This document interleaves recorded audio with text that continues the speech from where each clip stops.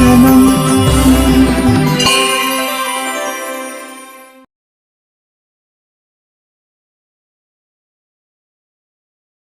श्रुतिस्मृतिपुराणानाम् आलयं करुणालयं नमामि भगवत्पादशंकरं लोकशंकरं। శాస్త్రములలో మనుష్య జన్మ అనేది అత్యంత శ్రేష్టమైనటువంటిది అని విశేషంగా ప్రతిపాదింపబడి ఉన్నది. పరమశివ అవతారులు మన యొక్క సనాతన ధర్మ ఉద్ధారకులు అయినటువంటి జగద్గురు శ్రీ ఆదిశంకర భగవత్పాదాచార్యుల వారు తమ యొక్క వివేక చూడామణి గ్రంథంలో జంతువునాం నరజన్మ దుర్లభం అని చెప్పినటువంటి విషయం విజ్ఞులందరికీ కూడా తెలిసినటువంటిదే. ఇటువంటి శ్రేష్టమైన మనుష్య జన్మ మనకి లభించినప్పుడు దీన్ని ఎలా సార్థకపరుచుకోవాలి అనంటే శాస్త్రముల్లో చెప్పినటువంటి ధర్మాచరణ చేత. శాస్త్రములలో ధర్మాచరణ గురించి విస్తృతంగా చెప్పారు. ఈ ధర్మాచరణని చేసినప్పుడు ఈ మనుష్య జన్మ అనేది సార్థకమవుతుంది. జన్మ అనంటే జీవాత్మకి ఒక శరీరంతో పూర్వకర్మానుసారంగా సంబంధం రావడం, ఆ కర్మ ఉన్నంత వరకు ఆ శరీరంలో ఉండడం, ఇదే జన్మ అనంటే. ఈ విధంగా ప్రతి జీవాత్మకి పూర్వ కర్మానుసారంగా ఒకసారి మనుష్య జన్మ వస్తుంది, ఒకసారి ఇతర జన్మలు ప్రాణి జన్మలు వస్తూ ఉంటాయి. ఈ రకంగా కర్మానుసారంగా జరుగుతూ ఉంటుంది. అయితే ఈ విధంగా ఒక శరీర సంబంధం, అందులోనూ విశేషంగా మనుష్య శరీర సంబంధం అనేది ఆత్మకి వచ్చినప్పుడు ఈ మనుష్య శరీరంతో కూడి ఉన్నటువంటి జీవాత్మ ఏదైతే ఉందో ఈ ఆత్మకి, ఈ జీవాత్మకి అనేక విధమైనటువంటి సంస్కారములు జరగాలి అని శాస్త్రంలో చెప్పబడి ఉన్నది. ఈ సంస్కారముల వల్ల ఏం జరుగుతుంది అనంటే, ఇప్పుడు లోకంలో మనం ఏదైనా ఒక వస్తువుని ఉపయోగిస్తూ ఉన్నాము అనంటే మనకి ఈ ప్రపంచంలో మనం ఉపయోగిస్తూ ఉన్నటువంటి వస్తువు అదే విధంగా మనకి దొరకట్లేదు. దీని యొక్క మూలభూతమైనటువంటి వస్తువు ఒకచోట దొరుకుతుంది. ఇప్పుడు ఉదాహరణకి ఎక్కడో గనుల్లో లోహం దొరుకుతోంది. అక్కడి నుంచి ఆ లోహాన్ని బయటికి తీసి తగినటువంటి ప్రక్రియలన్నింటినీ కూడా, సంస్కరణలన్నింటినీ కూడా చేసిన తర్వాత అది అనేక విధాలుగా మనకి ఉపయోగపడుతూ ఉన్నది. ఏ లోహమైనా సరే, బంగారం అయినా సరే, వెండి అయినా సరే, ఇనుమైనా సరే, మనం గనుల నుంచి దాన్ని తీసుకొచ్చి తగిన విధంగా సంస్కరించినప్పుడు అది పాత్రలు మొదలైనటువంటి పదార్థాలుగా మారి మనకి ఉపయోగాన్ని ఇస్తోంది. అంటే ఉన్నటువంటి ఒక వస్తువుని మనం చక్కగా ఉపయోగించుకోగలగాలి అనంటే దానికి అనేక విధమైనటువంటి సంస్కరణలు జరగాలి. ఈ ప్రపంచంలో ప్రతి వస్తువుకి ఒక సంస్కరణ అనేది ఉంటుంది. కొన్ని ప్రాకృతికంగా, అంటే ప్రకృతి సహజంగానే జరుగుతూ ఉంటాయి, కొన్ని మానవ ప్రయత్నంతో జరుగుతూ ఉంటాయి. ఈ విధంగా దాదాపుగా అన్ని వస్తువులు వేట్లనైతే మనం ఉపయోగిస్తూ ఉన్నామో వాటికి అనేక విధమైనటువంటి సంస్కారాలు ఏర్పడాలి. అప్పుడే అది మనకి ఉపయోగార్హం అవుతుంది. అదేవిధంగా ఆత్మకి ఈ మనుష్య శరీరం అనేది ఏర్పడినప్పుడు, దీనితో ఒక సంబంధం అనేది ఏర్పడినప్పుడు ఈ శరీరంతో, మనుష్య శరీరంతో కూడుకొని ఉన్నటువంటి ఆత్మలోనూ అనేక విధమైనటువంటి సంస్కారాలు జరగాలి అని శాస్త్రములు చెబుతూ ఉన్నాయి. అప్పుడే ఈ మనుష్య శరీరాన్ని మనం సార్థకపరుచుకోగలుగుతాం. మనుష్య శరీరాన్ని మనం ఎప్పుడు సార్థకపరుచుకోగలుగుతాం, ఎలా సార్థకపరుచుకోవాలి, దీని యొక్క ఉద్దేశ్యం ఏమిటి, మనుష్య జన్మ యొక్క ఉద్దేశ్యం ఏమిటి అనంటే ఈ దుఃఖమయమైనటువంటి సంసారం నుంచి బయటపడేటటువంటి ప్రయత్నం చేయడం. అదే ఈ మనుష్య జన్మ యొక్క ఉద్దేశ్యం. మనం కనుక ప్రయత్నాన్ని చక్కగా చేస్తే తదనుసారమైనటువంటి ఫలం దానంతటదే మనకు వస్తుంది. ఇంకా ఫలం గురించి మనం ఆలోచించక్కర్లేదు. అయితే ఇదంతా కూడా ఒకే జన్మలో అయ్యేది కాదు. అనేక జన్మ సంసిద్ధస్తతో యాతి పరాంగతిం బహూనాం జన్మనామంతే జ్ఞానవాన్ మాం ప్రపద్యతే అని భగవద్గీతలో గీతాచార్యుడు ఉపదేశం చేసి ఉన్నాడు కృష్ణ పరమాత్మ. అంటే ఎన్నో జన్మల్లో చేసినటువంటి సాధనల ద్వారా భక్తులు నన్ను పొందగలుగుతారు, మోక్షాన్ని పొందుతారు అని గీతలో భగవంతుడు చెప్పి ఉన్నాడు. కాబట్టి జీవాత్మ ఈ మనుష్య శరీరంలో ప్రవేశించినప్పుడు అనేక విధమైనటువంటి సంస్కారాల్ని పొందినప్పుడు, పొంది ధర్మాచరణ చేసినప్పుడు ఈ మనుష్య జన్మ అనేది సార్థకం అవుతుంది. అందువల్లనే శాస్త్రములలో మనిషి చేసుకోవలసినటువంటి సంస్కారాల్ని చెప్పి ఉన్నారు. విశేషంగా ధర్మసూత్రాల్లో, గౌతమ ధర్మసూత్రాల్లో 48 సంస్కారా అని 48 సంస్కారాల్ని చెప్పి ఉన్నారు. అయితే అవి అందరికీ కూడా సాధ్యమైనటువంటివి కావు.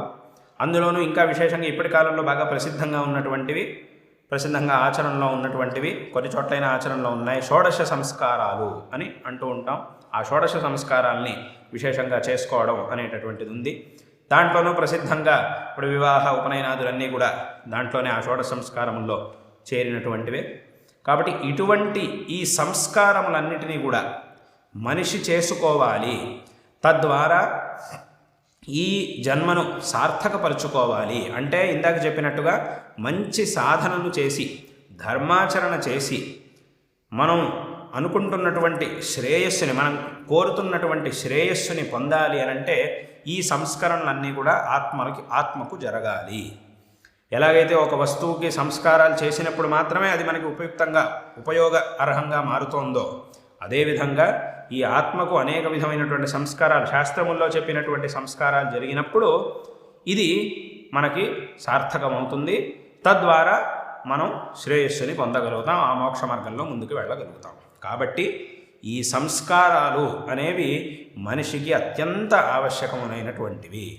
తేడా ఏమిటి అనంటే, లౌకికంగా మనం చూసేటటువంటి సంస్కారాలు అవన్నీ కూడా మనకు కనబడతాయి. ఈ సంస్కారం అనేది మనకి ప్రత్యక్షంగా కనబడదు. అంతే తేడా తప్ప ఇది తప్పకుండా జరిగినప్పుడు మాత్రమే మనిషి శ్రేయస్సుని పొందగలుగుతాడు, ఈ మనుష్య జన్మని పరిపూర్ణంగా ఉపయోగించుకోగలుగుతాడు. కాబట్టి ఇటువంటి ధార్మికమైన సంస్కారములని పొందడం అనేది అనాది కాలంగా పరంపరగా వచ్చి ఉన్నది.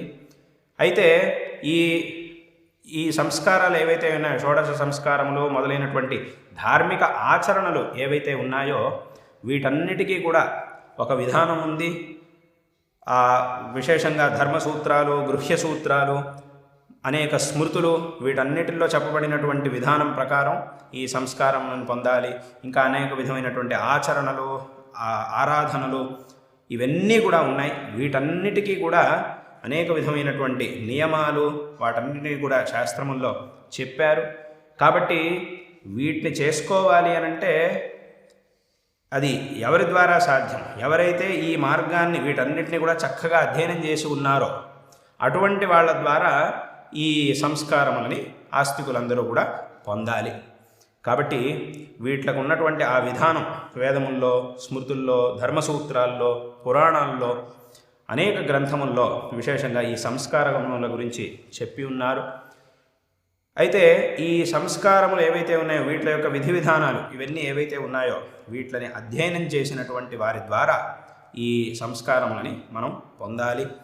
అందుకే చాలామందికి ఈ లోకంలో అసలు ఉపనయనం అనేది ఎందుకు చేసుకోవాలి, వివాహం అనేది ఎందుకు చేసుకోవాలి, దాని ఉద్దేశ్యం ఏమిటి అనేది చాలామందికి తెలియదు. ఏదో ఉపనయనం అనంటే ఏదో ఉపనయనం చేయాలి, యజ్ఞోపవీతం వేయాలి, అంతే, బంధువులందరినీ ఆ రోజు పిలవాలి, ఏదో పిలిచి పెద్దగా ఏదో చేశాము, మేము గొప్పగా ఘనంగా ఏదో చేశాము అని అనిపించుకోవాలి. అలా అనిపించుకొని పిల్లాడికి ఉపనయనం చేసేస్తే అయిపోయింది అక్కడికి. ఆ తర్వాత వాడు సంధ్యావందనం చేస్తున్నాడా, గాయత్రి జపం చేస్తున్నాడా, ఏం చేస్తున్నాడా అనేది చూడరు. అసలు పెద్దవాళ్ళు కూడా చేయరు. చాలా చోట్ల అలాంటి దుస్థితి కూడా ఉంది.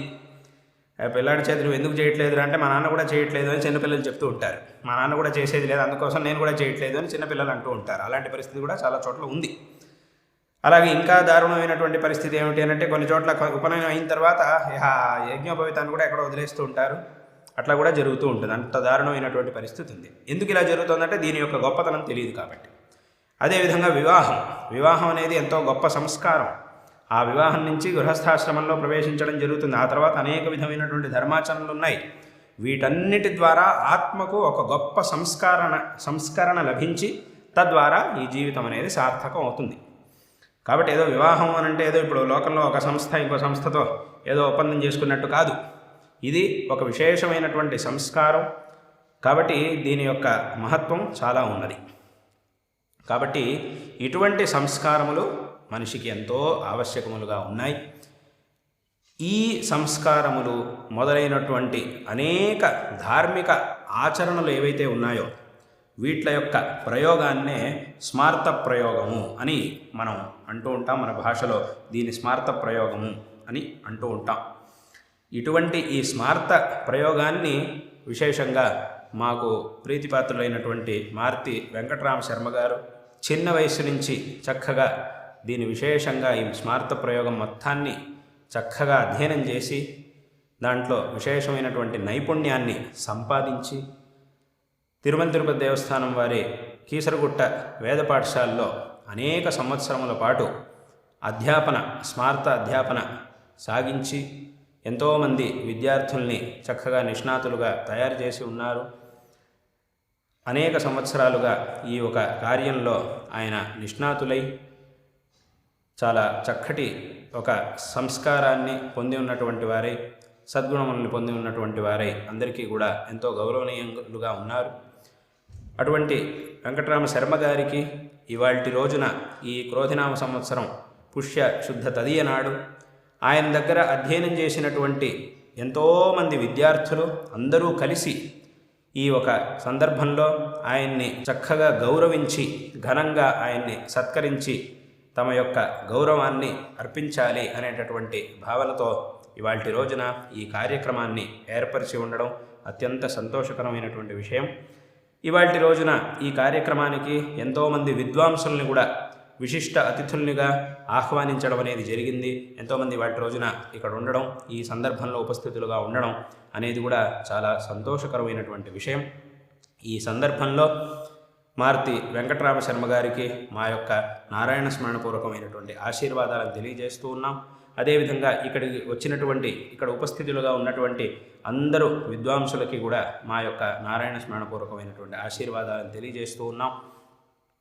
అదేవిధంగా వెంకటరామ శర్మ గారి దగ్గర అధ్యయనం చేసినటువంటి శిష్యులందరూ కూడా క్షేమంగా ఉండాలి అని ఈ సందర్భంలో నారాయణ స్మరణపూర్వకంగా ఆశీర్వాదాన్ని తెలియజేస్తూ ఈ ఒక పరంపర ఏదైతే ఉందో ఇక్కడ మనకి ఆచారం అనేటటువంటిది కూడా ఎంతో ముఖ్యం. చక్కటి ఆచారాన్ని కూడా ఆయన వెంకటరామ శర్మ గారు పరిపాలిస్తూ కీసరగుట్ట వేద పాఠశాలలోనే కాకుండా కోటప్పకొండ పాఠశాలలోనూ ఎన్నో సంవత్సరాల పాటు అక్కడ ప్రాంశుపాలుడుగా ప్రాచార్యులుగా ఆయన పనిచేసి ఉన్నారు. ఎంతోమందికి పాఠం చెప్పి ఉన్నారు. ఇది చాలా సంతోషకరమైనటువంటి విషయం. ఈ సందర్భంలో అందరికీ కూడా మరొకమారు నారాయణ స్మరణపూర్వకంగా ఆశీర్వాదాలని తెలియజేస్తూ ఈ భాషణాన్ని ఇక్కడికి ముగిస్తూ ఉన్నాం.